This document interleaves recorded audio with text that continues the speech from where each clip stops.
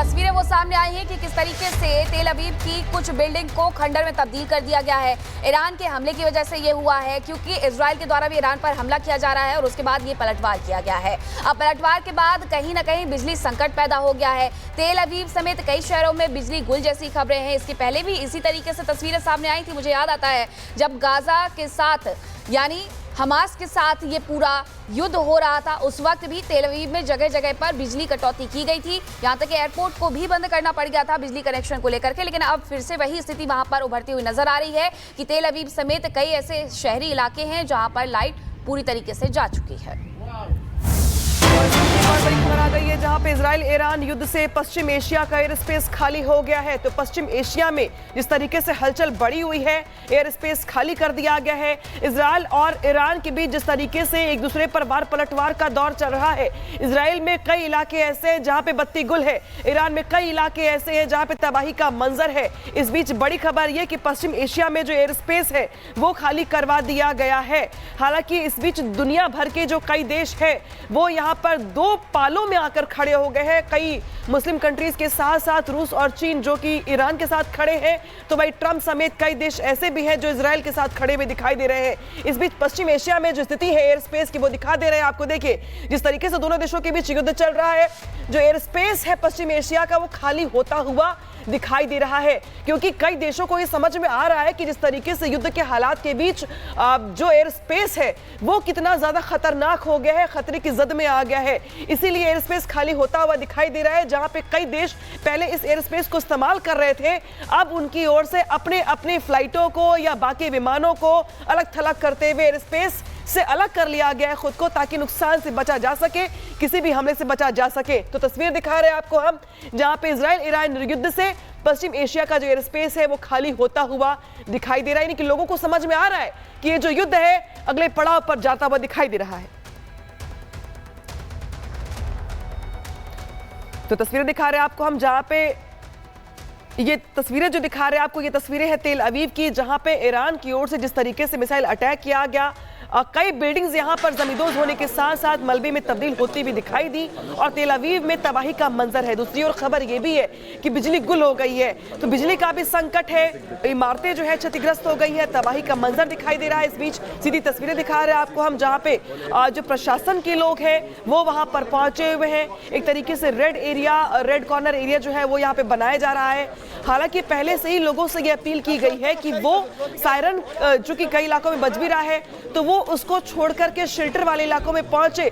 लेकिन जहां तबाही हो चुकी है वहां की जो तस्वीरें हैं वो दिखा रहे हैं आपको हम, जहां पे तेल अवीव जो कि अपने आप में सबसे ज्यादा हाई प्रोफाइल इलाकों में से एक है इजराइल के और सबसे ज्यादा साधन संपन्न इलाकों में से एक है, लेकिन वहां पर जो तबाही का मंजर है वो दिखाता है कि ईरान की ओर से किए गए हमलों में भले कई हमलों को नाकाम कर दिया गया हो, लेकिन हमले तो हुए हैं, तबाही भी हुई है और तबाही की जो तस्वीरें हैं वो तेल अवीव से सामने आ रही है।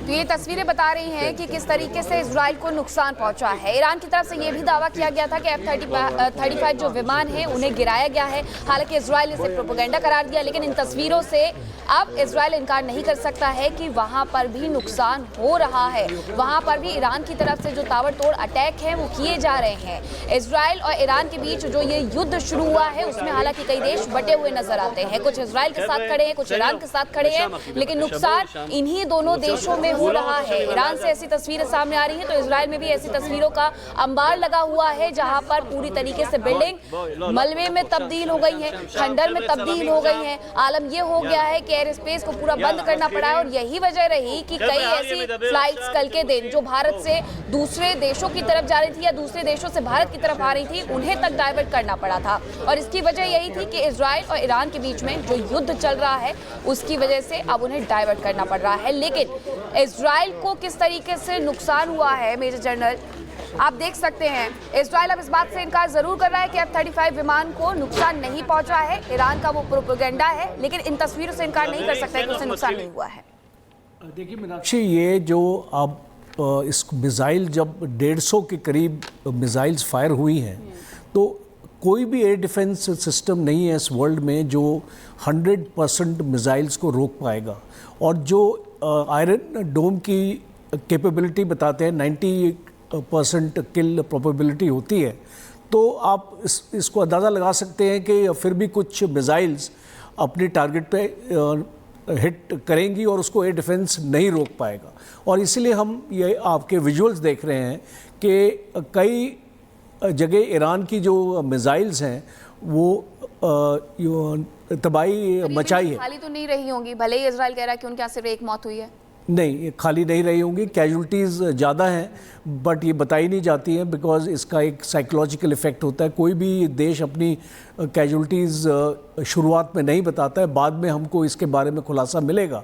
तो ये तो निश्चित है कि जब ऐसा स्ट्राइक होता है तो उस टाइम पे कैजुअल्टीज़ आपको मिलेंगी। और जो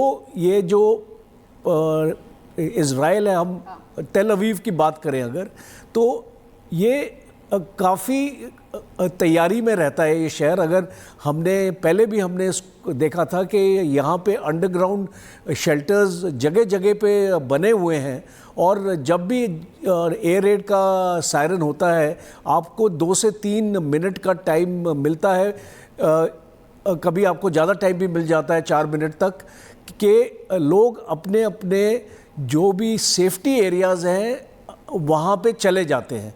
और ये जितने भी अंडरग्राउंड शेल्टर्स हैं, बंकर्स हैं, ये हर एक बिल्डिंग के साथ बने हुए हैं बिकॉज इजराइल के लिए ये कोई नई चीज़ नहीं है, हमने पहले भी देखा नहीं है। लेकिन सर कैजुअलिटी हुई है, नंबर्स हालांकि बाद में आए या फिर ना आए, इसमें भी संशय है। इस बीच हमारे साथ संजय सोई सर जुड़ गए हैं। संजय सोई सर, जिस तरीके से ईरान की ओर से वार किया गया है, बेशक रिहायशी इलाकों को टारगेट किया गया, तेल अवीव में कई इलाके ऐसे हैं जहां पे अभी भी बिजली गुल है, तो क्या ये मान लिया जाए कि अब बैकफुट पर आने की कोई गुंजाइश बची नहीं है, अब फ्रंट फुट ही बचा हुआ है, और ऐसा फ्रंट फुट बचा हुआ है जहां पे सिर्फ और सिर्फ तबाही तबाही देखने को मिलेगी अगले कुछ दिनों तक? नहीं, बिल्कुल ऐसा है, इसमें कोई शक नहीं है, क्योंकि इजराइल ने तो अपने पत्ते पहले खोल दिए थे। उन्होंने जो हमला किया, और नेतन्याहू ने एक बार नहीं अनेकों बार कहा है कि ये शुरुआत है, यहाँ पे लड़ाई खत्म नहीं हुई है, और जब तक हम उनकी न्यूक्लियर ताकत और उनकी लड़ने की ताकत को खत्म ना कर दें तब तक हमारा ये हमले जारी रहेंगे। और यहाँ पर जैसे कि अभी आप दिखा रहे थे कि वो नुकसान करने में सफल हो पाए हैं, जैसे जनरल राजन कोचर भी बता रहे थे, मैं उस बात से इत्तेफाक रखता हूँ कि पूरा एयर डिफेंस 100% नहीं रोक सकता है, क्योंकि इतनी बड़ी संख्या में जब आते हैं, और अलग अलग टाइप, खासतौर से जो बैलिस्टिक मिसाइल होती हैं, जो पहले ऊपर जाती है फिर नीचे आती है, इस तरह की जो मिसाइल हैं उनको रोक पाना काफी मुश्किल हो जाता है, जिसका इस्तेमाल ईरान ने किया है। लेकिन एक बात और, कैजुअल्टीज के बारे में मैं थोड़ा सा ऐड करना चाहूंगा कि क्योंकि मिसाइल जो उनकी आ रही है 1800 किलोमीटर दूर से आ रही है, और रास्ते में इनको पता लग रहा है जब मिसाइल लॉन्च होती है ऊपर 2 देशों के ऊपर से आ रहा है जहां पर अमेरिका की बेसिस है, इनकी बेसिस है, इनको पता लग जाता है, तो शेल्टर्स में लोग चले जाते हैं। नुकसान हुआ है, लेकिन कैजुअल्टी शायद यहाँ कहीं कहीं हुई है, लेकिन बहुत ज्यादा कैजुअल्टी नहीं होंगी। यहाँ तो काफी ज्यादा वार्निंग टाइम इनको मिल गया होगा। की बात कर रहे हैं, और हम जो तस्वीरें दिखा रहे हैं वो बता रही हैं कि मलबे में तब्दील हो गई है। अब आप अमेरिका में हैं, और अमेरिका किस तरीके से खड़ा हुआ है इजराइल के साथ ये हर कोई जानता है। तो अमेरिका की तरफ से क्या दावा किया जा रहा है, क्या वो बता पा रहे हैं कि कितनी कैजुअल्टी हुई है इजराइल में? उन्होंने अपने नागरिकों को तो कह दिया नहीं जाना है, ना इजराइल जाना है और ना ही आपको ईरान जाना है। नहीं, इसमें कोई शक नहीं है। देखिए, अमेरिका इस बारे में कोई कैजुअल्टीज के बारे में बातचीत नहीं कर रहा, लेकिन जो बातचीत खबर आई है वो यही है कि कैजुअल्टी हुई है, घायल ज्यादा हुए हैं, और शायद जो डेथ है वो 2 की डेथ बताई जा रही है।